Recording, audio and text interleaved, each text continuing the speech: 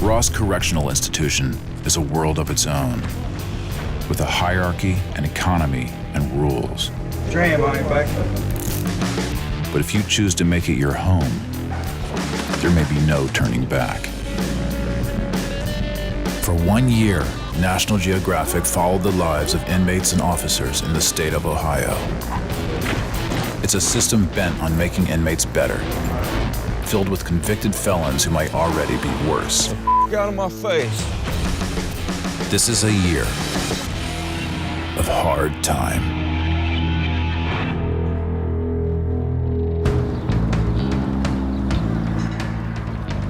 For the more than 50,000 inmates living in the Ohio prison system, every day comes down to a choice of how you will do your time. Come on, couple more. Prepare to re-enter the free world. You read it as 2,201. Or fall prey to life on the block, where gambling and hustling can lead to violence. Hold it on now. All right? This is Ross Correctional Institution, a medium and close security prison in southern Ohio, home to some of the state's toughest offenders, and a society all its own. This is a whole different universe. It's a city within gates. You got different people from different walks of life, and strength is the only thing that's recognized in here. You gotta survive by any means necessary. Life here is full of pitfalls. Keep doing that. Hold still. So you got 4? You'll have 5. Violence, drugs, gangs. They are pitfalls that can put an inmate at odds with the system and make time harder. If you don't want better for yourself, if you can't think for yourself, you want the next man thinking for you, you're in the right place. Because people will run amok over you in here. This ain't about, you know what I'm saying, being tough. This is about using this and surviving prison. We're up here because we was in your chairs, and we actually give a about you. If you don't fix what got you here, you are coming back. They have apprenticeships here. They have education here, but you got to go after it.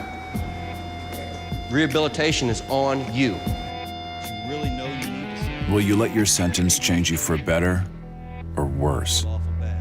In prison, there is no easy path. But one thing is certain. No one leaves the same way they came in, if they ever leave at all. I don't think like most people, I know that. Because time don't bother me.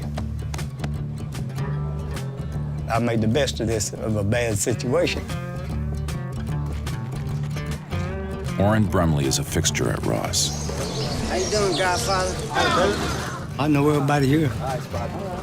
They all know me. Some people call me, there goes the alarm clock. Because at 10 minutes to 2 every day, I step out that front door on time, every day, 10 minutes to 2. But it never changes. It's a routine. 7 days a week, Brumley mops the floors and cleans the bathrooms in the captain's office and earns $17 a month. Who all wants coffee? You want some coffee? I'll take one. I've done 40 years in prison. Thank you. There's a world of difference in doing time for my first 20, 25 years than what it is today. It's a world of difference. When I started doing my time, you minded your business. You was either a man or you got killed, and I loved it like that. I wish it was back like that. There's nothing in this world that would stop me from being where I'm sitting at right now. At age 12, I drank moonshine. I'm from the mountains in Kentucky. My dad would wake me up at 4 o'clock in the morning to get drunk with him. I was a cold-blooded alcoholic before I turned 13 years old. Brumley's addictions fueled a life of violent crime.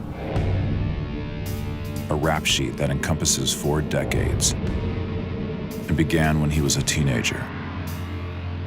March of 1968. That's when I first went to prison. I was 17 years old. I was out burglarizing, stealing everything I could.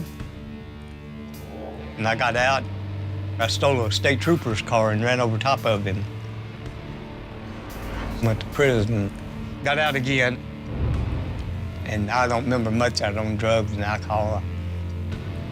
Killed another guy in a bar in Hamilton, Ohio. And I was given 15 to life for that. And I got out again. It would be his last release to the free world. In 2003, wielding a knife, he entered the home of an 80-year-old man. Brumley demanded money, but the victim refused. And Brumley stabbed him 27 times in the neck, chest, and back. His victim barely survived, and Brumley was sentenced to 38 years for attempted murder.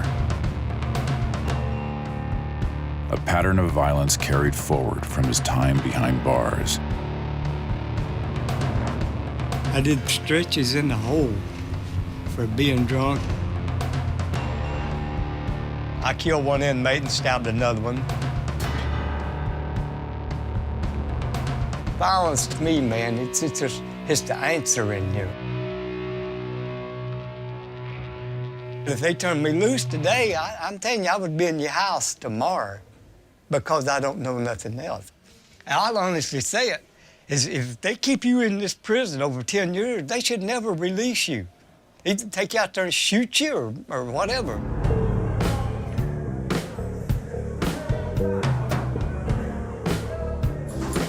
You know these are Smith & Wesson?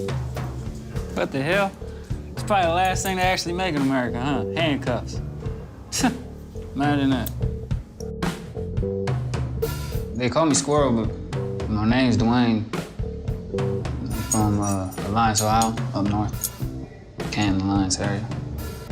I've been locked up for a while. For almost 3 months now, 27-year-old Dwayne Rozier has been locked down in 5A, Ross's segregation unit. That's crazy, man. His charge, threatening staff. Just the latest incident in his 10-year sentence. I mean, I'm always in trouble. I like to talk. I mean, I like to run my mouth to these people. You know what I mean? Make them mad.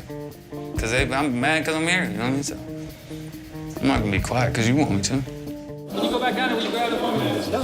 Come on. It's no. Right there when you do the trades, man. No. Come on, man. No. That's crazy. Grab them.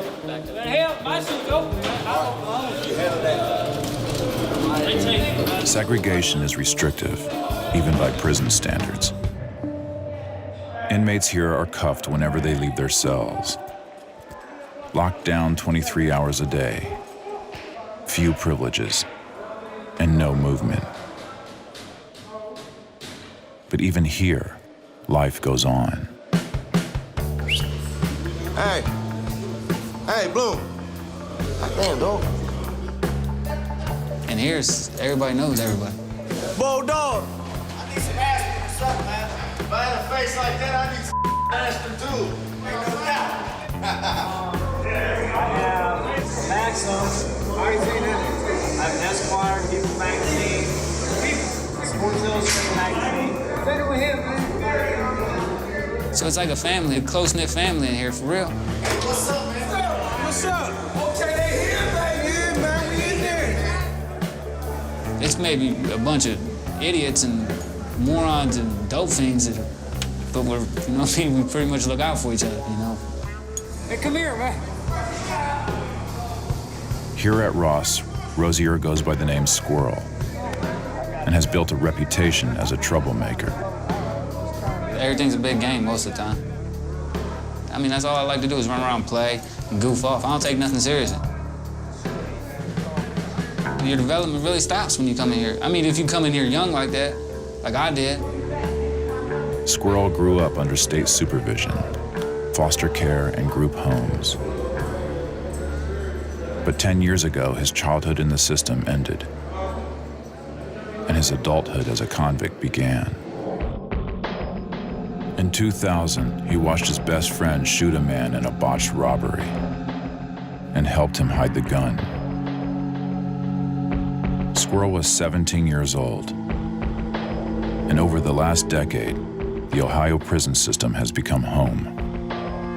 You people on the streets, they know that their family raised them to get up every day, go to work, and they seen their mom and dad interact and do this and do that. So that's what they know. So this is what I know. Like, if you could put me in any prison in the state of Ohio, or probably any state, they're probably all pretty much the same. And within 24 hours, I can tell you where to get anything.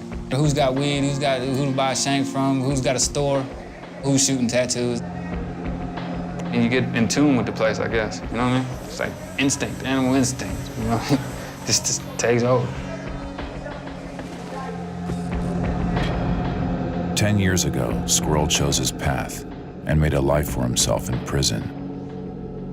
But now, it's a life that's about to come to an end.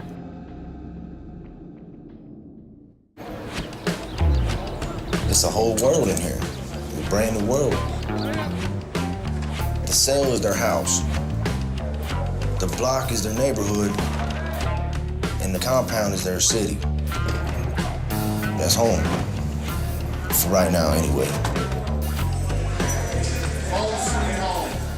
Things don't stop just because that fence is there. We make do with what we got. It's the little reminders of the free world that keep an inmate connected to what he left behind. But for those facing life sentences, like David Stonestreet, prison could be the only reality they'll ever know. We're the outcasts of the world. Prisoners are. I'm not counting on getting out. I'm counting on spending the rest of my life in here, so I'm gonna do what I wanna do. 20 years ago, Stonestreet was a teenager in the projects of Akron when he got involved in a grisly murder. On August 13th, 1991, he led two accomplices to the home of a former employer. Stonestreet claims he was ordered to bind the man's arms and legs, while an accomplice stabbed the victim and beat him to death with the butt of a rifle. Then he put the gun on my head and told me kick him or die too. I was scared. I don't even know how many times I kicked that guy. I know I was covered in blood. Turned myself in, told the police what happened, and they screwed me. I got 20 years for it. I was real shocked when they found me guilty. I remember I was crying. I don't cry no more. I don't have no more like tears like that towards anything.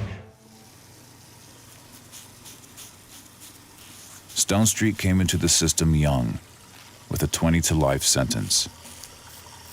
And to get through his time, he chose to transform, to leave Stonestreet behind, and become Twiggy.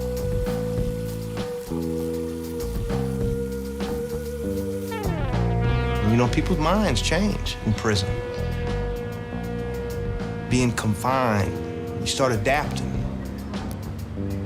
Your mind starts playing tricks on you and stuff like that, in which it does.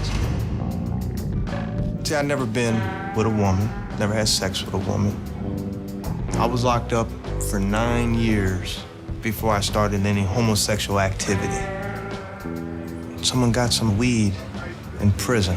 And we're just rolling it up, and I'm getting high, and it just, I just got freaky. I had sex with another man.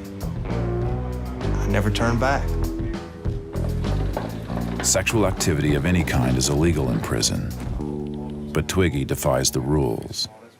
And while being gay can make you a target here, he puts his sexuality on display in the hope that no one can use it against him.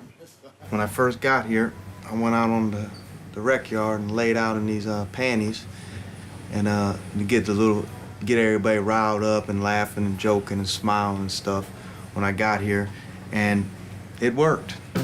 Call me later. Yeah. Call me. Guards don't mess with me, inmates don't mess with me. You ain't got nothing to say today? I don't wanna holler at you, man. I know. When you're all the way out, you have control. When you're in the closet, you don't have no control. You don't want no one to know what you're doing. Me, I don't care. So there's nothing you can hold over my head. But even Twiggy gets tested. And when that happens, he puts on his signature accessory. In prison, someone that looks like me with pink gloves on just whooped you. How can you walk around this compound and act like you tough it all? How can you even show your face? It's a reputation for me. I am what I am, you know? Carve out your place and be willing to fight for it. It's a philosophy that shaped how Orrin Brumley does his time.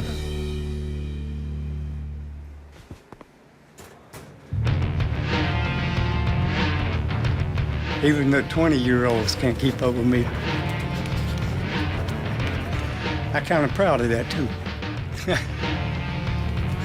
I want to be able to fight back if one of these youngsters taking anything from me. Or just to beat them so bad that they won't never do it again.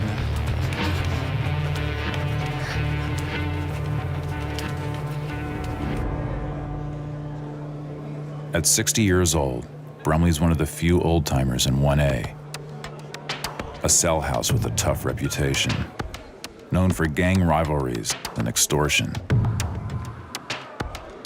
tensions that have lately led to violence. There have been 2 major fights here in the past month alone, both instigated by young inmates. Officers quickly control each incident and uncover the suspected cause: theft. For Brumley, it's just another reminder of changing times. Man, it's hard in here right now. I can't adjust to these new people. I'm like an old dinosaur. I can't change. I mean, I can't listen to their music. I don't like the way they wear their pants down to their knees, and I can't relate to them. With 40 years lived behind bars, Brumley's seen the prison system change. Today, it's a far cry from when he says he did time on his own terms. Oh, that was beautiful. I used to love doing time. You had to be a man. You had to respect everybody around you. And that's the way I like it. It was real strict. If I came to you and I borrowed a pack of cigarettes off of you and I told you I would pay you tomorrow, and when tomorrow comes, I just ignore you, don't say nothing to you, I know that I'm going to get killed. Anybody that steals off of somebody else, or if I tell on you for something, I should be killed. Now that's my way. I can't change from that way of thinking because I loved it like that. The convict code of how to do time may have changed. But for young inmates, prison isn't any easier. And many of them think that power and protection lie in the numbers. Clicking up, joining a gang. Surviving out there is different than surviving in here. I don't care what anybody says. When you come to prison, if you're not in a gang or hang with a certain group of people, within 6 months you're gonna, you know what I mean? That's just how it is. Before I was some little white kid that listened to rap and smoked a lot of weed. Came to the joint, I was probably about 130 pounds. Used to get whooped on because I had a mouth like I was 6'6". I tried to adapt, you know, the best way I could from being the person that I was on the streets and then coming in here and trying to be that same person. I found out quickly that wasn't gonna work, you know. That's when I changed who I was, became what I became. Squirrel wears his transformation on his skin, emblems of time served. Prison tattoos are a common sight at Ross. They swear allegiance to a gang or a memory. But outside these gates, their meaning can change, for the worse. I got a big red swastika on my side. Who walks around with a big red swastika tattooed on their side with a skull and some horns? Who does that? I mean, that's not normal, but in here it's normal. Back when you're a teenager, all these guys now, these tattoos on their face and stuff, they don't know when they get 50 and 60 years old, their skin starts to wrinkling, them old tattooed men, they don't realize that right now, I mean. When I was out for a while there, and I felt like a freak looking like this. I'm not gonna hide anything that, you know what I mean, that I went through, you know what I mean, did while I was here. It's a part of who I am now, but at the time it felt necessary. But now thinking back, it might not even have been necessary, man.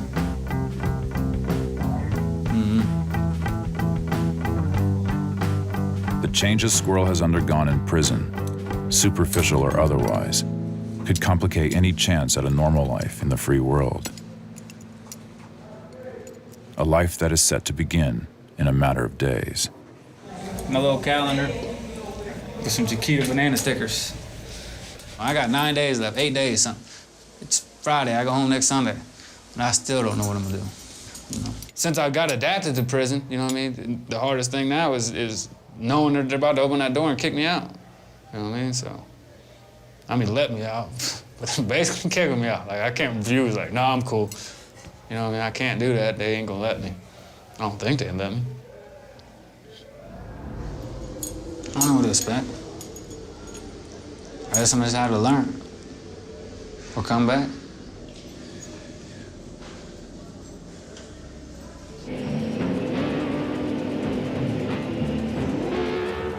The state of Ohio has built its prison system around an organizing principle: rehabilitation through work. You just don't lock people up. You need to rehabilitate them. We're actually teaching somebody something that they can get out and help their families or help their loved ones out and try to give back to the community. Inmates who choose to stay out of trouble can get on-the-job training. And their labor supports the system itself. The slaughterhouse prepares meat for the state's prisons. The machine shop repairs its trucks. And they are all jobs that pay.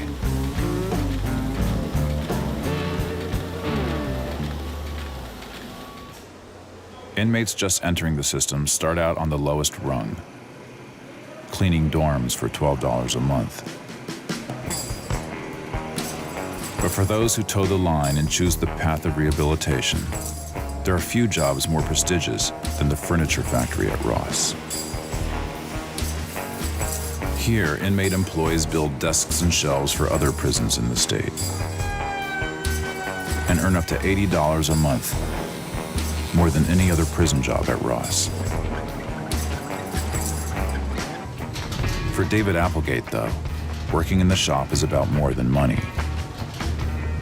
It's a way to stay focused on the world beyond prison. I really don't feel like I'm locked up while I'm working. It just feels like I'm at my job. It gives you a different place for your mind to go.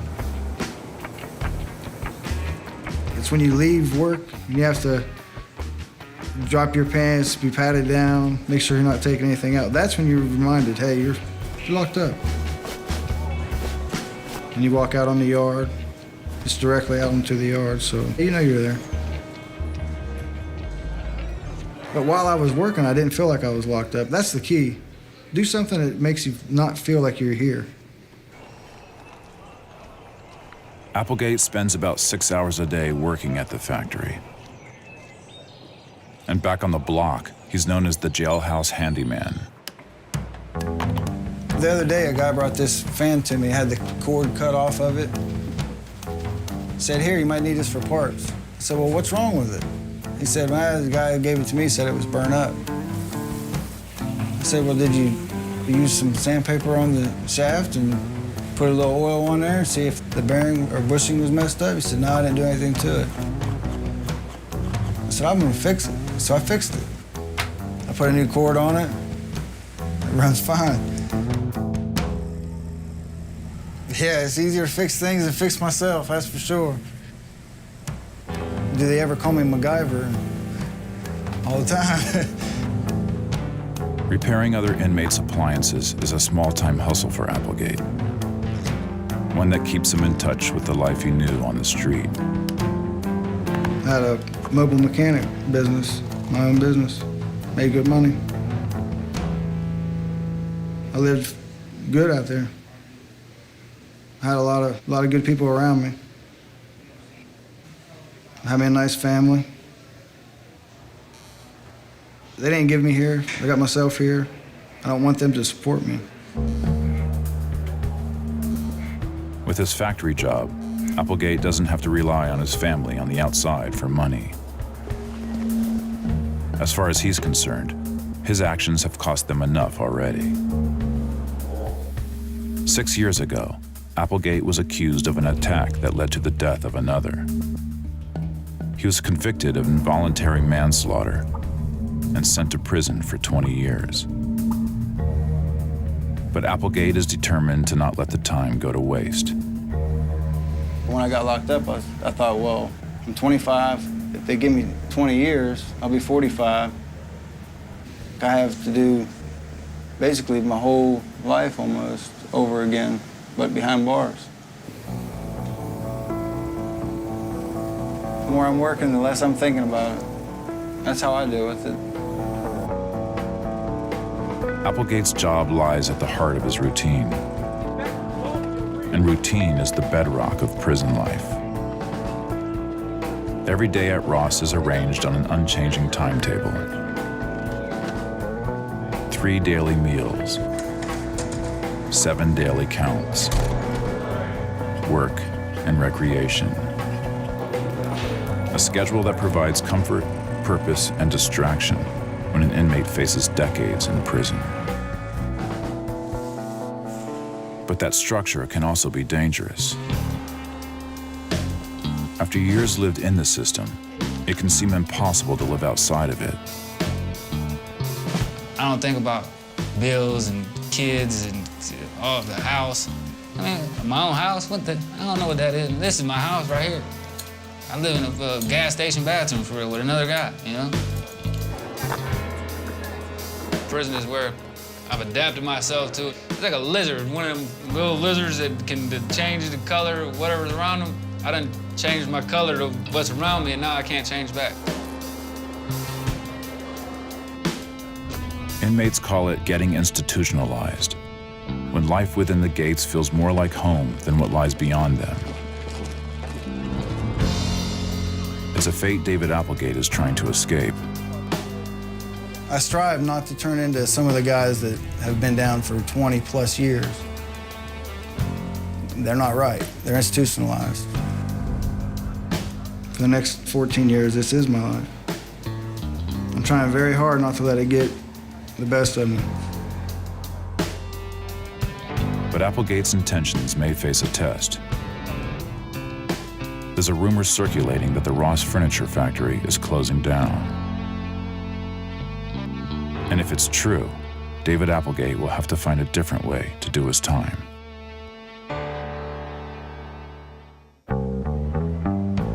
You gotta have commitment to get through this. To come inside prison and don't do nothing with your life is basically saying that you done gave up on life. Because right here is the best place to get yourself together because you have nothing but time to find your real self. And if you look hard enough, you will find your real self.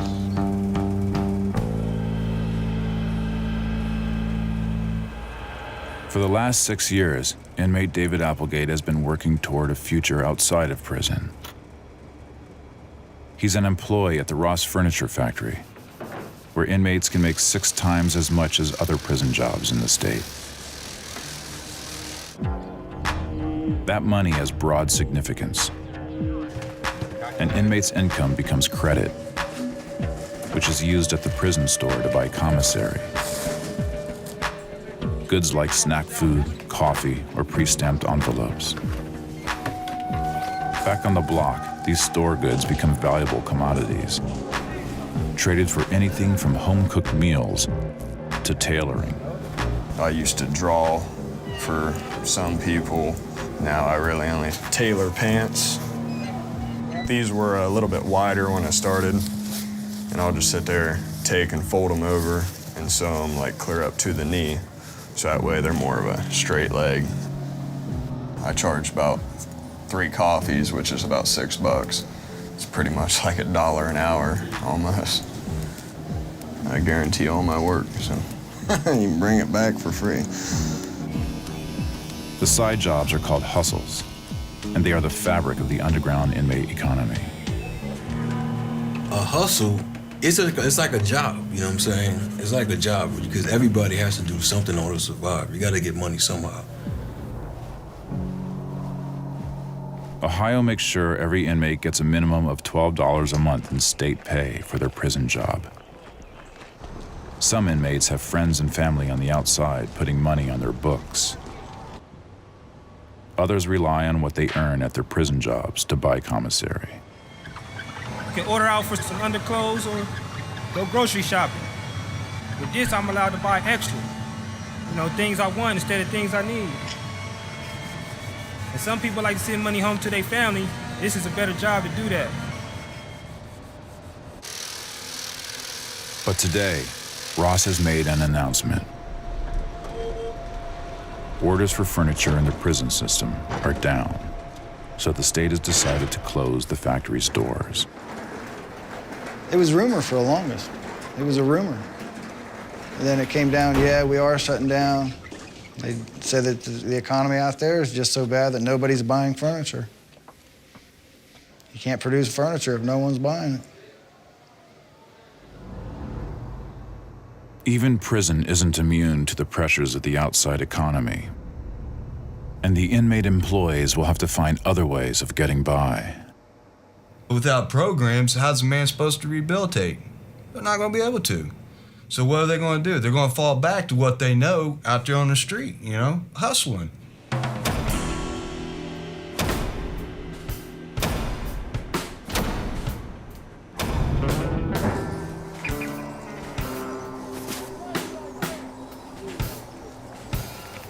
I don't want to do a hard time, you know, I got 20 years. I don't want to do 20 years of hard time.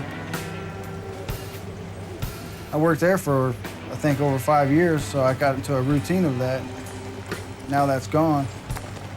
It's like it started all over again in here, you know?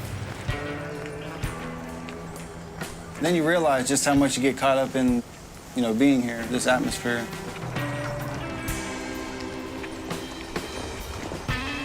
The factory's closing is a painful reminder that Applegate is locked up, dependent on his routines to get through the next 14 years. And for some inmates, a far-off release date can become too much to bear. I mean, I got tired. I was taking LSD and I was in a cell by myself. I was tripping on acid and I took 80 hits at one time, and I had to end up doing 2 years in a mental institution because of it. Put 1,700 stitches in my throat and arms, and cut my guts out and everything. I wanted to burn out or die. I wanted to go brain dead or die. But I got over that. I don't feel like that now. And a lot of these guys laying here and go nuts. They got stuff outside, people, families and all that. I don't know nothing about it, so I don't think about it now. I like it here. That's nephews and nieces and stuff like that. I don't know none of them. That's 2 pictures that were made in a bar, me and my brother. I don't even know. I don't even know why I keep none of them. Got pictures of my dogs. That was my first dog right there. The Boston Terrier. That was cool as fuck. Called him Dollar Bill.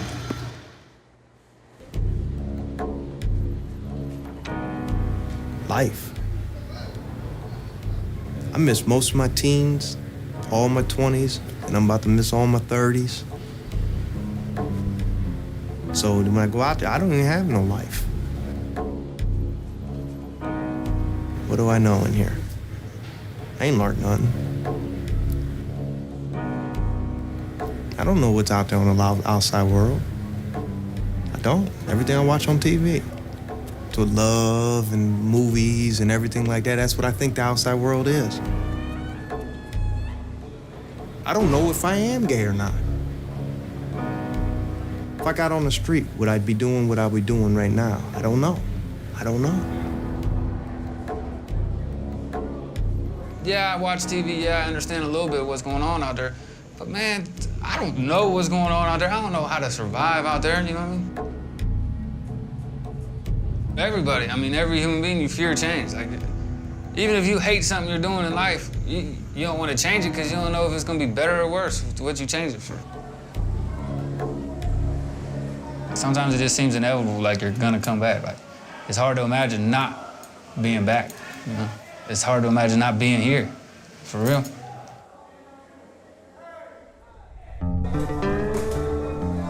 I think I've lost my mind. I lost who I was, I know that. I ain't the same person I was. But I've changed a lot these 10 years, you know? Changed a lot. But for real, I'm still a little kid, man. For real, I think like a 16-year-old, for real. 27 years old.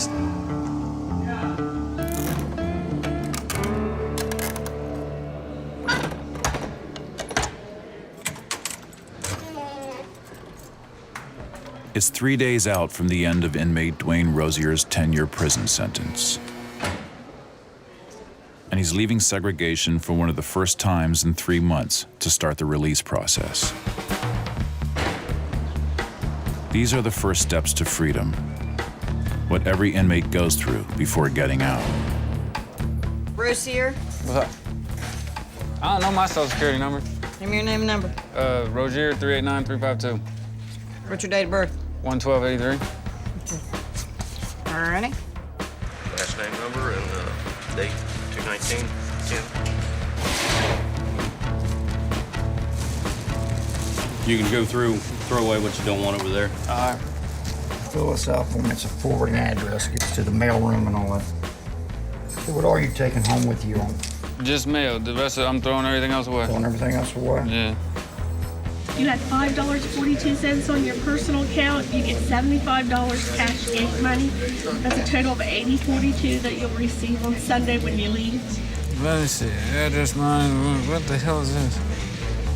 The prison makes sure every inmate has a way home once he's released. IHS. Mm-hmm. You follow her? If he doesn't have a ride, he will be taken to the bus station. Over here, young man. A friend is picking Squirrel up at the front door on Sunday. A necessity for an inmate who hasn't been outside the gate in 10 years. If you set me outside that gate right now and said, okay, go home, and I was on my own, I'd look at you like you were retarded. Like, okay, yeah, sure. Well, where the hell do I go? What the hell is this building? I know there's a road out there, but I don't know what road it is, which way, when I got on that road, which way I'd have to go. I'd have a 50-50 shot of going the right way, because I know there's one road right there at the park. I have a 50-50 shot. I'm not no Indian tracker or nothing. I can't tell you, like, oh yeah, the sun's right there, so I gotta go that way, it's north. I can't do that, you know what I mean? So I'd literally be lost. I have no idea where I am, none. But even after he leaves Ross, Squirrel will not be a free man. Okay, and you do sign right here. This is for your ID. When you leave Sunday, make sure they give it to you. have you reporting Monday at the Canton APA office. He's been assigned to a transitional center to help him adjust to life in the free world. If he violates his parole, he could return to prison for another 5 years. I got 24 hours before I got to turn myself into the halfway house. I want to get out there and drink and pop pills and stuff. I don't want to turn myself back in. Sometimes I think I'm gonna try and be out there and be good. I tell myself, like, man, you're gonna get out there, you can do good if you want to. But I mean, do I really want to? And it took 10 years of my life for nothing. I really want to give them 6 more months? I don't know. We'll see. You know what I mean? One way or the other, we're gonna find out. Definitely gonna find out. Pack your own stuff. I ain't letting 4 or 5 guys come out and help you go across the yard. Across camp, another inmate is undergoing a change of his own. If you got any problems when you get over to the unit, stop up the office and see me. You need anything. Thank you. Orrin Brumley is being moved to another cell house. His current block, 1A, is being turned into a 20 and under dorm. They switching the dorms over to 20 and under. I guess they trying to isolate, the little troublemakers. It's just like juvenile prison. These kids are gonna go around and beat the out of each other. They don't know anything. They don't know how to do time. What's up, Jake? The young ones, they've took it over. This is our joint now. You old-timers got to step aside, you know. But Jesus, I'm happy to step aside. Look what they've done to the system. I mean, yeah, they can have it. If I got to go out there and drop my pants down to my knees, my dirty underwear hanging out in everybody's face, walking around here with old baggy look, they can have it. I done got too old to be out there messing around with these youngsters and going crazy. Even in prison, times change. And now, after 40 years in the system, Orrin Brumley must make way for the next generation.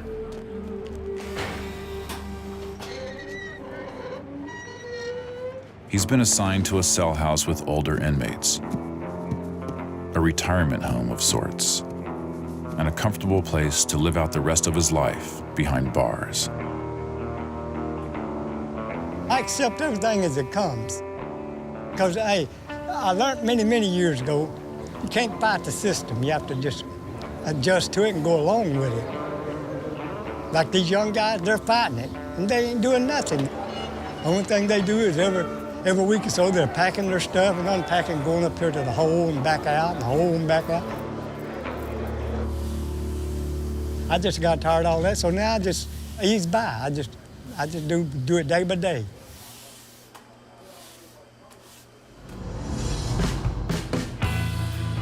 Finna be released back into society. That's where the real test come in at. Are you gonna hold strong to your belief, or are you gonna fall back? Whether I learn, or am I gonna let the devil win? It's a choice. It's been nearly 4 months since the closing of the Ross Furniture Factory, and David Applegate has found a new job. He's working in the maintenance shop, manning the spray station. But rather than earning $80 a month, his salary has been slashed to just $20. Like being a CEO at a company and now you're just a regular, ordinary worker. That'd be your pay cut. Working at the furniture shop made it a little easier. The lower salary means leaner times, and a road ahead that may have gotten that much longer. I don't try to wrap my head around doing 20 years. I just take it day by day, year by year, until it's over. That's the way I have to do it.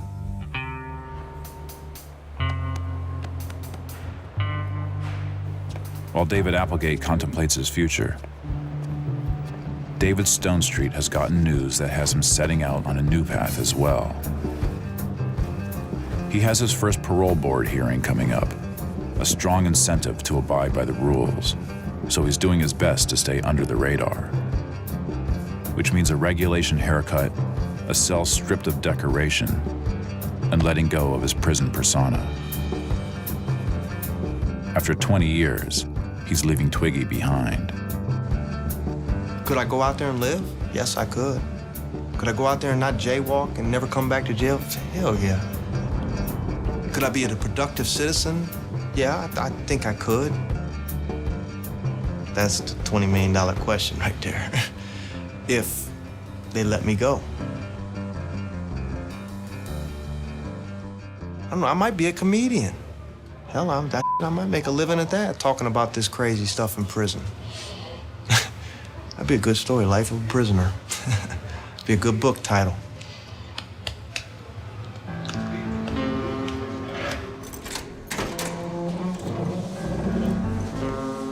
Across camp, Dwayne Rozier's life as a prisoner is about to come to an end.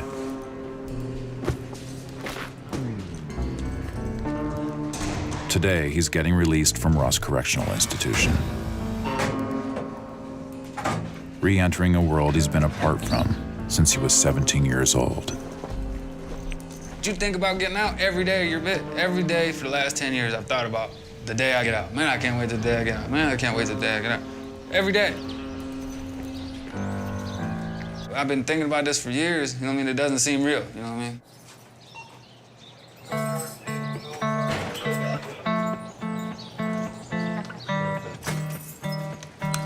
I ain't never had a job, never had a car, never lived on my own, nothing, no.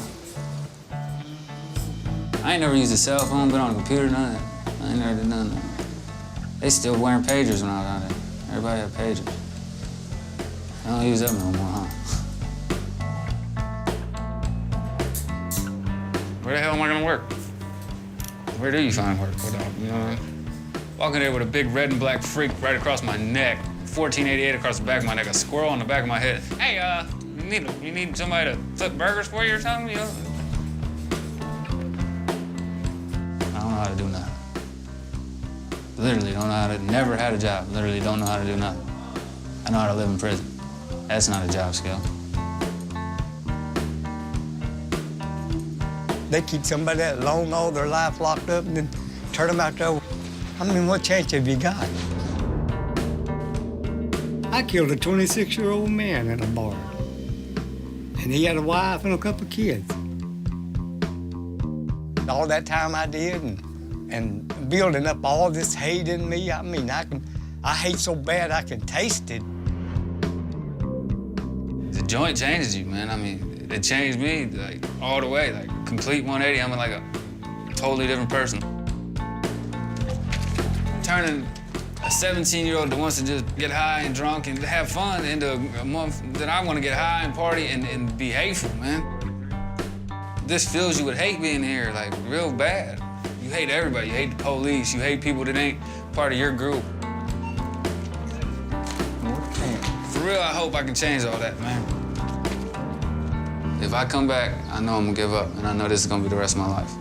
In and out, or just all out, a life sentence. I'm pretty much almost 100% positive if I end up coming back, that's what's gonna happen, so.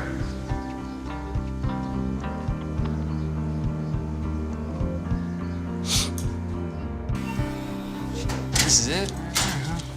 This is it?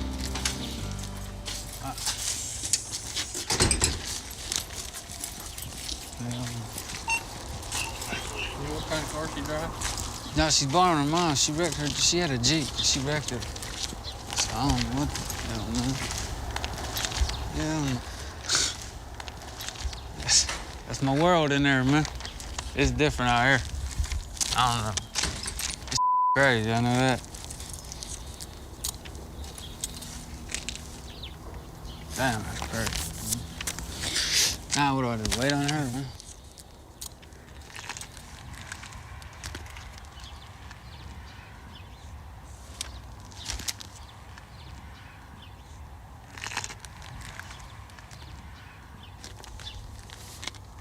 I'm free? Like, I could just start walking if I wanted to, huh?